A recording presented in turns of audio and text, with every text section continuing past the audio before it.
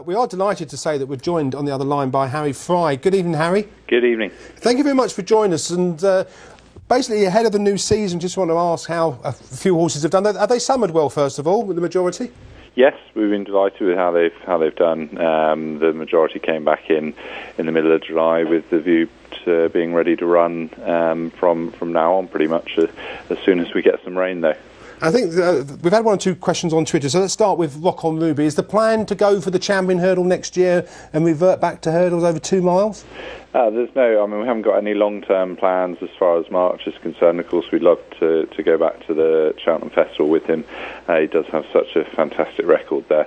But he's, certainly staying over hurdles from now on. And we'll take it one race at a time, and we'll probably be fairly flexible with what trip we run him over, and at the moment we've got the Coral Hurdle at Ascot over 2 mile 3 towards the end of November penciled in as his starting point for the season.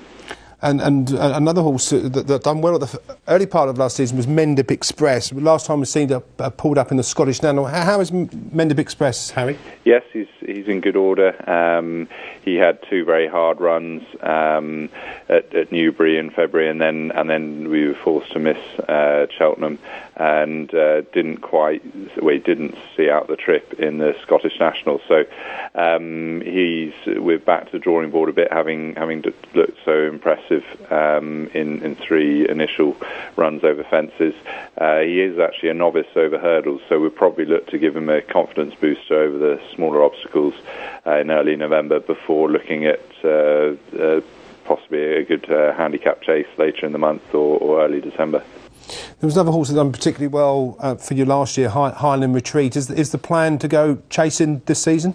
Very much so. She's been a real flag bearer from the word go, really, when she provided me my first winner. And she improved again last season over hurdles.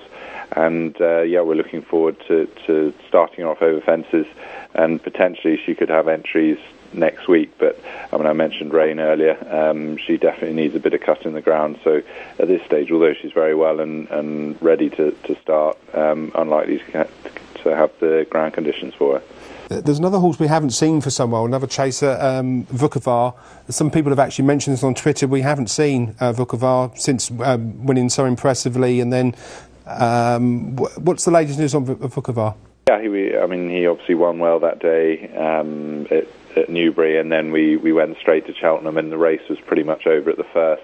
We was almost brought down and then playing catch-up in the Juicen. So we decided he's still only a young horse, he's 5, and he'd only joined us late autumn from France. We'd give him a good break, and he's certainly had that, and we're very pleased with how he's going at this stage. And at the moment we're looking to start at Exeter in the Holden Gold Cup over 2.25 miles, and hopefully that'll be a building block for the rest of the season. Well, that novice chase was won in the past by Cato, Star and Q-Car, so hopefully Vukovar is as good as those two. Yeah, that would be nice. We could follow in half, even remotely in their footsteps. We'd be delighted. And one of the flat ones that done exceptionally well for you as well, and whose class actually gave a great compliment to Calipito, is Octavial. How's Octavial? He's in good order.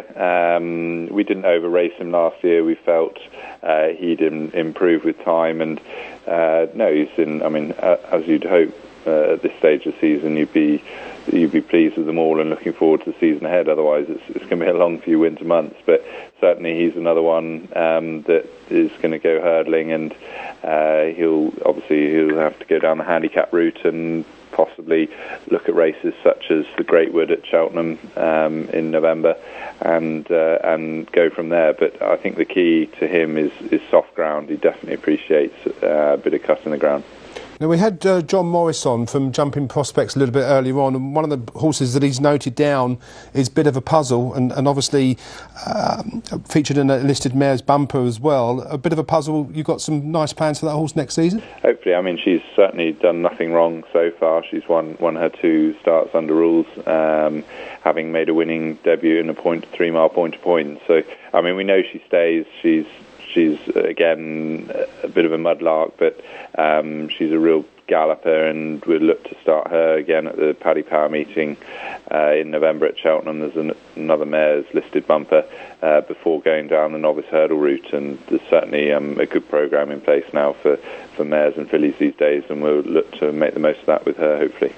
I mean, you had a number of bumper winners last year. I don't know who quite... You've got so many to go for, but Fletchers Flies, another one that at the end of April won exceptionally well at Punchestown. Plans? Yeah, he did it the hard way that day and virtually made all, and it was great to have our first winner over in Ireland and in particular at the Punchestown Festival. But he's, as you say, we were very lucky to have a number of bumper winners from last year to go to war with in novice hurdle ranks this season, and certainly he's one we're looking forward to over a minimum of 2.5 miles, and I imagine he'll be stepping up to 3 miles before the season's out. Now, I mean, I've noticed a number of trainers, and yourself included, and Paul Nicholls and Donald McCain, tend to go for a lot of point-to-pointers and run them over the national flat. Is that the plan, and then build them up to hurdles and then build them up to chasing?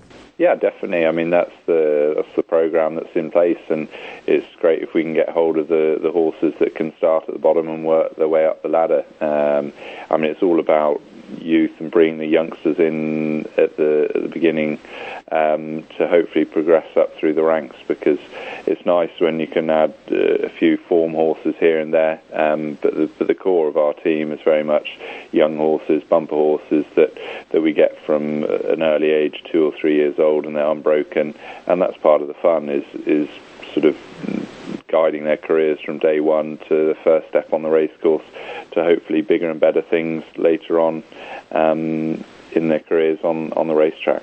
And we've got someone else here, Billy, would like to ask a question. I just want to ask one more question. Is there any sort of bumper horses that we should be looking out for that you've brought into the yard, and how many horses do you have there now, Harry? Oh, well, we're lucky to have a few more than last season. We've got about 45 horses in training, sort of core horse in training, and that's supplemented by another 10 or 15 unraced 2 or 3 year olds that may or may not run next spring, but certainly they'll be running next autumn in bumpers. But I mean, we talk about youngsters coming through. We had a Midnight Legend that made a pleasing debut last April at Taunton and finished third, and that was Sir Ivan. He seems to have done very, very well over the summer, and he'll be out in October, and hopefully he can get his head in front. Okay, just 1 or 2 questions, Billy? Yeah, you kind of stole my thunder there. I was going to say, you have a much better strike rate in chases and bumpers, Harry, so hurdling. Obviously, you're saying you're buying the sort of point-to-pointers, the store horses. How much, obviously, as a fairly new trainer, I know you've been in racing a long time, but how much do you look back at the last couple of seasons and think, well, OK, this is what we did right, this is what maybe we could have done better, and sort of plan strategically the season rather than the individual horses programme? Or is it all about each individual horse? Yeah, definitely. You learn every day in this job, and horses, we hear it time and time again, are great levellers. So it's constantly learning, constantly tweaking the routine at home, all the time we want to build and keep progressing and moving forward on what we've been lucky enough to achieve to date. And I mean, we very much treat every horse as an individual and work to their needs, their requirements, and very much pick the races that we think they're suitable for, and build a programme per individual horse, as opposed to necessarily saying, right, we're going to go flat out for the month of October and then quiet through November and so on and so forth. But we very much, it's all down to the individual horse. They tell us when they're ready, particularly when it comes to the youngsters. We hopefully it's stood us in good stead so far, and hopefully it will continue to do so. And in terms of jockeyship, will Noel Feely continue to ride the majority of the horses? Yes, very much so. Obviously, he's stable jockey to Charlie Longsdon, but we're very, very lucky that he's able to ride our horses when he's not riding for Charlie. He's a fantastic jockey. He rode. It's hard to believe it was only last season he rode his first 100 winners. He's more than capable and is a huge asset to the team. He brings some fantastic experience and advice. and it's great that he can then, I mean, we've got some younger jockeys based in the yard as well, and he can guide them as well and offer them advice. But certainly, no, the plan is to use Noel as much as possible. And I was going to say, I actually ask, how invaluable is that information when you've got a top jockey comes back and actually describes in running the horse and what the ground it might need and the trip and things like that? I would presume it's pretty essential, isn't it? Oh, absolutely. I mean, it's all a team effort. I certainly wasn't a jockey, and I don't ever pretend to tell Noel to how and go. He goes and does his job. We let him know what we think of the horse, and he rides it to then suit how he thinks is best suited to win the race. And it's invaluable, and he brings, as you said, years of experience that we're thinking, right, we'll go this route, and he says, well, perhaps that's the route to go, and that's the race for this horse. And between us, hopefully, as I said, it's a team effort, and we try and get it, pick the right races for the right horses, and it's all about winning, and that's what we try to do. Harry, thank you very much for your time this evening. Thank you very much, and hopefully you have a very successful season. Thank you very much.